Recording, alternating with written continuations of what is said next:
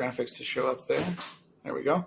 Hi, this is Matt Bose from NeWest Press, and welcome to episode 44 of NeWest Press Video, where today we're going to be taking a look at Wendy McGrath's poetry collection, A Revision of Forward. NeWest is an independent publishing outfit located in Edmonton, Alberta, Canada, and for the past 43 going on 44 episodes, I've been reading from our backlist every lunch hour or so to get people to take their minds off of everything that's going on and think about something else briefly. This is a poetry collection. It's pretty skinny, as you can expect, but it's a really interesting project in that Wendy McGrath and the printmaker Walter Jewell, who does stuff like this, collaborated with a kind of ping pong sine wave kind of flowing type thing where one of them would write a poem, Wendy would write the poem, and then Jewell would come back with a print design, and then Wendy would work from that and make another poem, and they would reverberate off of each other for, I think it was 10 years or so. Yeah, and that's how they came up with this project. So the links between the two, I can't say I know enough about Jewell's work to really know what he's getting at a lot of the time. I do think it's pretty, and it must be very difficult to pull off, especially the ones I've seen in color. They're kind of amazing looking. But Wendy's poetry is kind of wide-ranging, talking about, some of her mid-century concerns that we saw in Northeast and Broke City. Kind of Edmonton stuff. Lots of things going on there, so I'm familiar with those. Here's the back cover copy. Also, the design is by Natalie Olson. It's very cool. Kind of reminds me of a Joy Division album cover a little bit. And there's different sorts of layouts for the poems in here too. So yeah, it's kind of a feast for the eyes design-wise. Actually, this book was kind of unique for us in that we printed the cover stock on the same paper as the interior, just a different weight. So it's very cohesive feeling, and it's very silky. I believe the paper is called Cougar Natural Smooth. It's really nice. Aaron's laughing at my paper talk. I love paper talk. Yeah, okay. Here's the back cover. Also, you can see that there's a phantom ghost barcode at the top where the real one's at the bottom. But A Revision of Forward is the product of a more than decade-long improvisational collaboration between Wendy McGrath and printmaker Walter Jewell, a series of not-quite mirror poems whose meanings reflect on each other in kaleidoscopic ways. Whether evoking the vulgar give-and-take of a men's poker night, fleeting moments of connection between mothers and sons, afternoons spent in overgrown backyard gardens, or wondrous childhood trips to the drive-in, McGrath's feel for the bygone details of working-class life is uncanny. Bert Allman says, Wendy McGrath shows how poetic novelty, the mirror poem, can become an important new form. Hamlet spoke of holding the mirror up to nature. McGrath holds the mirror up to art, but she also tells us about the nature of desire and separation, about truth and lies. And Jennifer Dixon says, this is by Walter Jewell, that Walter Jewell's visual images are aids to meditation, communicating on an intuitive level that which cannot be expressed in words.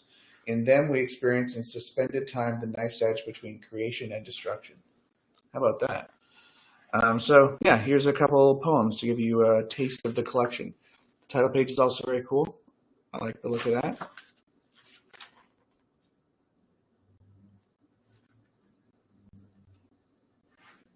Okay. Domus. X-ray still against the white wall, a stopped roan moth presses a powdered clavicle curving toward. The blank and ragged silence of its wings on the stairway, with its tiny window and wide sill. Ghosts dwell here, lodgers under steps and risers, where we stay when tornadoes pass over, fingers spread on rough plaster walls of sand and hair. Imagine a fresco the color of this moth, the small tragedy of its short life. These walls store the big comedies of our lives, the slapstick of first steps or days of school. These scenes rest alone in the small pocket of silence, a storm past when we leave this house. It's kind of nice. Talk about an old house. Nauta. A narrow ribbon curls purple from the abandoned robin's nest in our backyard apple tree, ties me to Phoenician sailors and pent-up purple of their nobly shelled sea snails. The color of sea and sunset, purple silk sails against water and sky, but I drown these slugs in salt. They foam and writhe under pocked primrose leaves. So many slugs. Their trails circumnavigate our oil and paint-stained driveway, glisten silver white, cut the purple morning. Buoyant on their own slime, they float up the fence. Against gravity, and those shellless snails foul my garden, hide in crevasses and orgy under rocks. Raising the Venetian blinds to a weakening sun, I discover a trapped slug desiccated between the storm window and warm inside, like fugitive mercury from a thermometer, and think of purple. Slugs. You love to see it. Here's another one, pecunia. Their curse or kindness kissed into gold, coins marked and tossed into Bath's mineral pools. Secret springs surrender those words, hurt, hate, revenge, that. Indifferent earnest scene, and the illustrious creep becomes the husk of the solstice, open as the handle of a cup. Reflecting on the longest day, a boy traces a penny's raised numbers, the year of his birth in Boston copper. He feels lucky. He says he wishes for nothing. Throws the coin into the slate-lined fountain just to listen for its sound. I think I'll do one more. Well, there's one big one, and then I could show you the last print of the beginning part. But you're getting a sense of her poetic license, and then you get these interludes like this. That's an interesting texture. Okay, so one last one. Cabalist for Edmonton. That's where I am, by the way. 1905, the russet birth of the first horse, smell of rust and blood. Emergence from beneath the new town, where boardwalks and wooden salt boxes flank the mud path that is Jasper Avenue.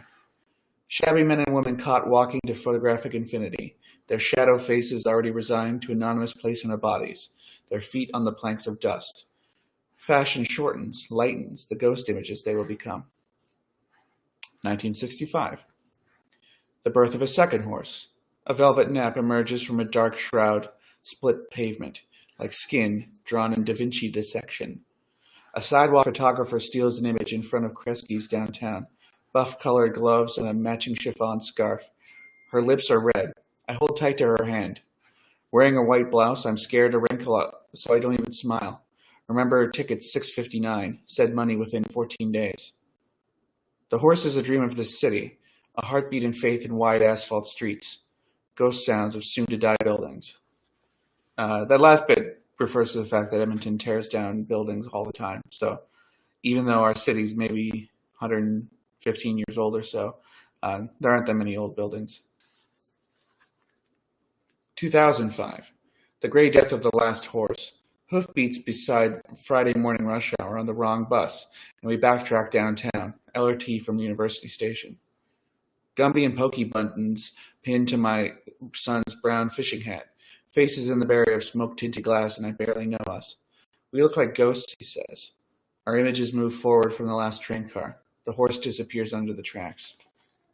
Yeah, so comparing horse imagery with Edmonton's modernization. It's interesting stuff. And then, as I said, it kind of feeds into this print, which, yeah, read into that what you will.